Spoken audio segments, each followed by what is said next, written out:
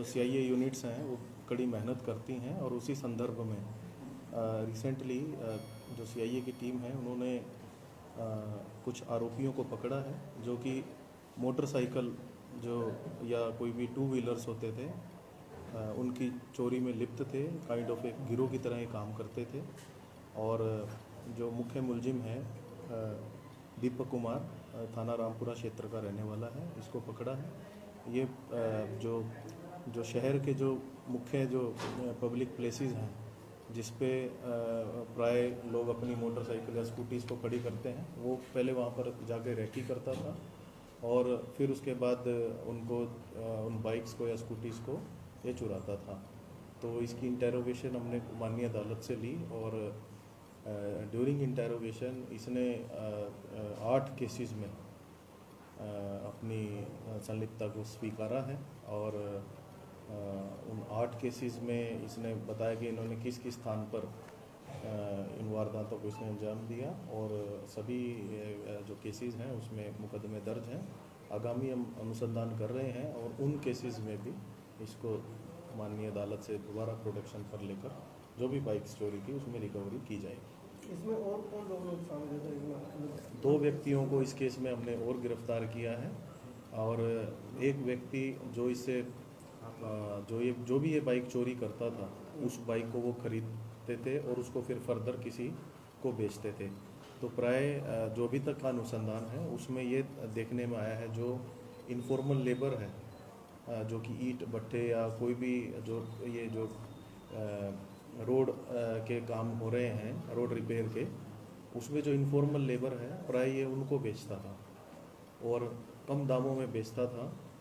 तो 3 व्यक्तियों को हमने इस संदर्भ में गिरफ्तार किया है और जो बाकी के हमारे रिमेनिंग जो मुकदमे हैं जिसमें इसने अपनी संलिप्तता स्वीकारी है उसमें भी इन तीनों व्यक्तियों को प्रोडक्शन पे लेकर आगे कार्रवाई की जाएगी। तो ये क्यों करने लगा? चोरी तीनों लोग करते थे सर, इसमें क्या चोर ये अकेला था? और ये किस तरह से वारदात करता था कि कहीं लोग खड़ी हुई है बाइक लोग कर रखी है, तो किस तरह से वारदात करता था ये? जो बेसिकली इनके पास मास्टर कीज़ हैं और जनरली जो पुरानी बाइक्स होती है और उस मास्टर कीज़ की वजह उससे वो खोल लेते हैं। अगर लॉक खुला हुआ है तो या लॉक बंद भी है तो ये सर्किट भी ब्रेक करना जानते हैं उनका। और वो बड़ा ही सिंपल, इनके लिए बहुत सिंपल है ये, विदिन 5 मिनट्स ये उसको खोल के वो ले जाते हैं। देखने से रोजाना बाइक चोरी की वारदात आ रही है, अलग अलग इलाकों से आ रही है। पीछे तो जो ये गाइडलाइन भी जारी कर देते कि जो लापरवाही से बाइक खड़ी करेगा तो उसी के खिलाफ कार्रवाई कर दी जाएगी, लेकिन वारदातें थम नहीं रही है। किस तरह से रोके वारदात को, किस तरह से रोका जाएगा? एक जो मोटर व्हीकल के संबंध में जो क्राइम है जिसमें 2 व्हीलर्स आते हैं और 4 व्हीलर्स आते हैं, तो उस संबंध में एक पूरे ज़िले की क्राइम मैपिंग हमने की है और जो भी जगह है जहाँ पर जो मैक्सिमम इस प्रकार की वारदात होती हैं, जो मेन जो स्पॉट्स हैं, क्राइम स्पॉट्स हैं हमारे, उनको हमने मैप कर लिया है और उनमें हम सिविल में भी और जो हमारी वर्दी है उसमें भी हम गश्तें भेज रहे हैं। और कोशिश हमारी ये है कि जितने भी ऐसी जगहें हैं उस पर हम CCTV जो कैमराज हैं उनको इंस्टॉल करें। और इस संबंध में हमने कुछ जो हमारे यहाँ इंडस्ट्रियल एसोसिएशन है उससे भी बात करी है, ऑर्गेनाइजेशन से भी बात की है और कई ऑर्गेनाइजेशन सामने भी आई हैं। तो CSR जो कॉर्पोरेट सोशल रिस्पॉन्सिबिलिटी है उसके माध्यम से हम प्रयासरत हैं कि ऐसी सभी जगहों जहाँ पर क्राइम हो रहा है वहाँ पर CCTV कैमरे की नज़र में वो आए। बाटी जी कब से करने लगा था ये चोरी, कितने समय करना पाएगी? जो अभी तक की हमारी पूछताछ है उसमें ये करीबन 2 साल से इसी कार्य में ये लिप्त है। 3 अप्रैल को गिरफ्तार। और पहले की वारदातें सर क्या दोबारा अरेस्टिंग हुई है इसकी? जो इसका प्रीवियस क्रिमिनल रिकॉर्ड लिया है? हाँ नहीं, पहली बार ही गिरफ्तार हुआ। तो 2 साल में सर इसने 8 बार वारदातें तो नहीं की, वारदातें तो और भी की होगी। अभी तक जो हमारे को जो सामने आया है इसने 8 वारदातों में ही अपनी संलिप्तता कबूल की है और बाकी सभी केसेस में भी इसको हम गिरफ्तार करेंगे प्रोडक्शन पे लेकर। और अगर कोई भी फर्दर और इन्फॉर्मेशन ये डाइवर्ज करता है तो कानूनी कार्रवाई करेंगे। तो अभी तक कितनी बाइक की बरामद हुई है? अभी कितनी? हाँ, अभी 1 बरामद हुई है। 8 को इसने 8 जो वो है उसके बारे में इसने इन्फॉर्मेशन हमें डाइवल्ज कर दी है कि तो कहाँ ये कहाँ से पूरा- इसने किसको बेची है, तो उस पर हम कार्य कर रहे हैं। तो ये कौन है, कहाँ का है, पूरा इसका थोड़ा ब्रीफ थोड़ा सा। ये दीपक पुत्र राधे श्याम है, निवासी खड़गवास, थाना रामपुर से है ये। अच्छा, और जो जिसको ये चोरी करके बाइकें बेचता था वो भूपेंद्र मिस्त्री है, पुत्र धर्मेंद्र, और निवासी जाडरा। और एक व्यक्ति को हमने और गिरफ्तार किया है जिसने वो चोरी की जो बाइक है उसको खरीदा है। उनका नाम है दिल्लू थार हुसैन, निवासी टाकागज, थाना कोतवाली, जिला पश्चिम बंगाल। इसका ये एज वगैरह- ईट भट्टे पे काम करते हैं महेंद्रगढ़। एज वगैरह क्या है इनकी? एज क्या है एग्जैक्ट? इसकी 27 साल। 27 साल। सर लगता है युवा जिस तरीके से क्राइम की ओर जा रहा है, क्या बेरोजगारी वजह निकलती है या रोजगार नहीं है या क्या? वो तो अपने या आप में सब ये एक- एनालिसिस का विषय है, वो तो अपने आप में ही कि क्यों ये इतनी युवा उम्र में इस प्रकार के अपराध को अंजाम दे रहा है।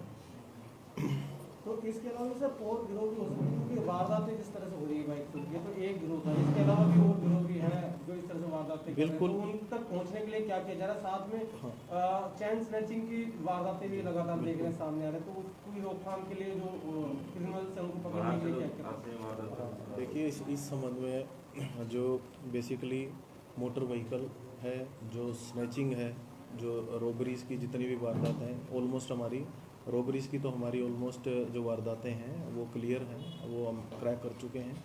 स्नैचिंग की कुछ वारदातें हैं, कुछ एक क्रैक की हैं, कुछ एक पे हम कार्य कर रहे हैं।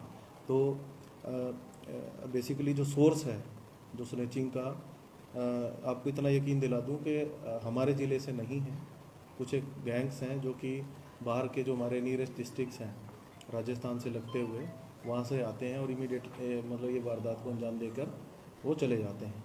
तो हमारा फोकस है हमने जो CIA दोनों हमारी जो CIA है उसमें डे गश्त हमने उनकी इंट्रोड्यूस की है। अब वो दिन में गश्त करते हैं और 55 जगह पर हमने नाके लगाए हैं। आपने देखा होगा 6 से 12 प्रत्येक इवनिंग में 6 से 12 जो नाके हैं वो लगते हैं। और जो सैटरडे और संडे है उसमें देखने में आया कि जो ये इस प्रकार के जो स्नैचिंग के अपराध हैं वो हमारे शनिवार और इतवार को ही हो रहे हैं। तो उसके संबंध में भी हमने एक विशेष अभियान चलाया है ड्यूरिंग मॉर्निंग आवर्स। तो हमारी पूरी पैनी नज़र है और शीघ्र ही इसमें हम और परिणाम देंगे। एक सर, आप लोगों ने तमाम नाके भी लगाए हैं, चालान भी कट रहे हैं, मास्क के भी कट रहे हैं, मोटर व्हीकल एक्ट के भी कट रहे हैं, उसको लेके भी कुछ जानकारी देना चाहेंगे? किस तरीके से लोगों को घरों से निकलना चाहिए क्योंकि कोरोना दोबारा से बढ़ भी रहा है? देखिए इस संबंध में जो एक पखवाड़ा चलाया जा रहा है जिसमें हम जो कोविड जो प्रोटोकॉल्स हैं हम उसमें बार बार गुजारिश करते हैं कि जो कोविड प्रोटोकॉल्स हैं उसको फॉलो करें। और इसमें हमने जो चलानिंग है उसको भी इंटेंसिफाई किया है। और कोशिश हमारी यही है कि हमने ब्रीफिंग भी दी हुई है कि जो परिवार के साथ हैं, बच्चों के साथ हैं, उनको परेशान ना किया जाए। यस, जो क्रिमिनल जो एलिमेंट्स हैं, जो हमारी चलानिंग है उसका फोकस उन क्रिमिनल एलिमेंट्स पे होना चाहिए और प्रिवेंशन ऑफ क्राइम पे होना चाहिए, ना कि बेर चलानिंग पर। तो कोशिश हमारी पूरी जारी है और यही हमारी ब्रीफिंग है सभी को।